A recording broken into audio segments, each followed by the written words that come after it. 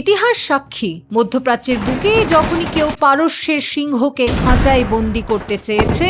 তখনই এক লহমায় বদলে গেছে পুরো পৃথিবীর মানচিত্র। গত 24 ঘন্টায় গরুক আর কেশম দ্বীপের শান্ত আকাশ সীমায় মার্কিন বোমা বর্ষণের যে ধৃষ্টতা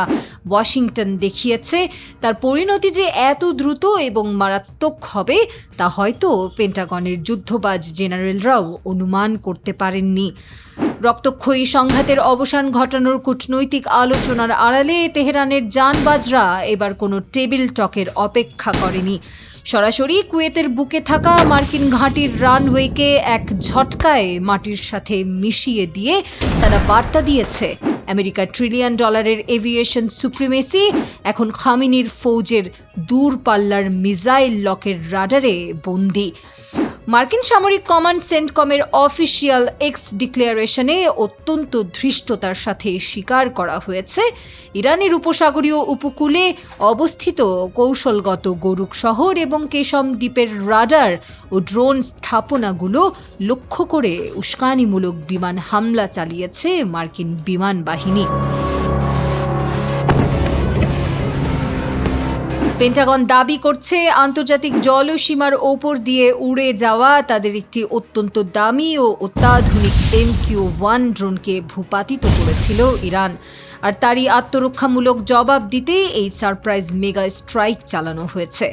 সেন্টকমের মুখপাত্ররা আরও জানিয়েছেন, তাদের যুদ্ধ বিমানগুলো অত্যন্ত ক্ষিপ্র গতিতে ইরানের এয়ার ডিফেন্স সিস্টেম, একটি গ্রাউন্ড কন্ট্রোল সেশন এবং দুটো ওয়ান ওয়ে বা একমুখী আক্রমণকারী ড্রোনকে মাঝ আকাশেই ধ্বংস করে দিয়েছে। 3 মাস ধরে চলা বিধ্বংসী যুদ্ধ শেষ করার জন্য যখন পর্দার আড়ালে কূটনৈতিক স্তরে জটিল আলোচনা চলছিল, ঠিক তখনই এই ধারাবাহিক বাদানুবাদের কফিনে শেষ পেরেক ঠুকে দেয় ইসলামী বিপ্লবের দেশটি।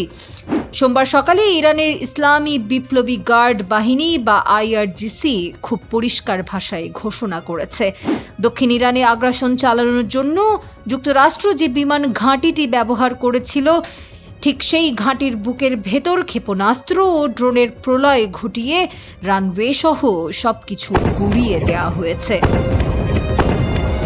যদিও কৌশলগত কারণে IRGC সেই মার্কিন ঘাঁটির নাম প্রকাশ করেনি, কিন্তু কুয়েতের রাষ্ট্রীয় সংবাদ সংস্থা কুনা এক বিস্ফোরক ও হাড় হিম করার ডেটা ফাঁস করে জানিয়েছে, কুয়েতের আকাশে থাকা বড় মার্কিন ঘাঁটিটি লক্ষ্য করে ধেয়ে আসা একের পর এক ইরানি মিসাইল প্রতিহত করতে গিয়ে কুয়েতের পুরো এয়ার ডিফেন্স সিস্টেম সচল করা হয়েছে এবং পুরো দেশ জুড়ে এই মুহূর্তে তীব্র সাইরেন বাজছে। আমেরিকার $1 ট্রিলিয়ন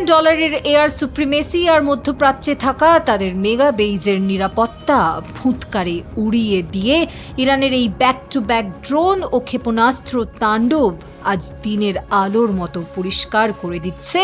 কূটনৈতিক আলোচনার টেবিলে বসে তেহরানের ওপর চাপ সৃষ্টি করার নোংরা খেলা খেলতে গেলে ট্রাম্প প্রশাসনকে তার চড়া মূল্য দিতে হবে।